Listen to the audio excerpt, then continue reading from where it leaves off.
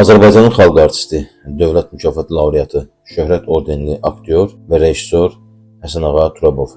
Həsən Ağa Turabov 1938-ci il aprelin 24-də Bakıda anadan olub. 31 saylı orta məktəbdə təhsil alıb. Orta məktəbi bitirdikdən sonra Azərbaycan İnsəd İnstitutuna daxil olub və 1960-cı ildə aktyorluq ixtisası üzrə ali təhsilini başa vurub. Elə həmin ildən Azərbaycan Dram Teatrında aktyor kimi fəaliyyətə başlayıb və ömrünün sonuna qədər bu teatrda çalışıb. 1987-2001-ci illərdə teatrın direktoru və bədii rəhbər vəzifələrində işləyib. Onun rəhbərliyi dövründə teatr əsaslı təmir edilib.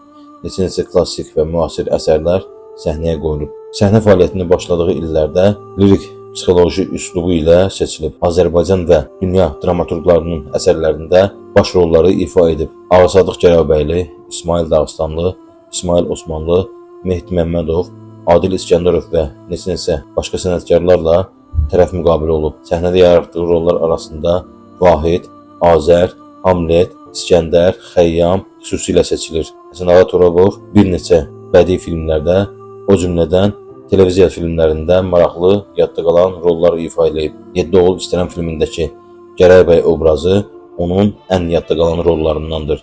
Onun digər bir yadda qalan rolu Babək filmində yaratdığı Afşin roludur. Həsən Ağa Turabovun Axırıncı aşırım, Çarvadarların izi ilə, Ürək, Sevinç buxtası, Dantenin yubileyi, Qəm pəncərəsi, Bəyin oğurlanması və başqa filmlərdəki rolları da öz tərzi ilə seçilirdi. Qanlı Zəmin filminin isə rejissoru olub. Onun son çəkildiyi filmlər Rüstəm İbrahimbəyovla Ramiz Həsənoğlunun Ailə və Eldar Quliyevin Nə gözəldir bu dünya filmləri olub. Həsən Ağa Turabov eyni zamanda Azərbaycan Dövlət Mədəniyyət və İnsəd Universitetinin professoru kimi pedaqoji fəaliyyət də göstərib. O, 23 fevral 2003-cü ildə 64 yaşında dünyasını dəyişib. Allah rəhmət eləsin.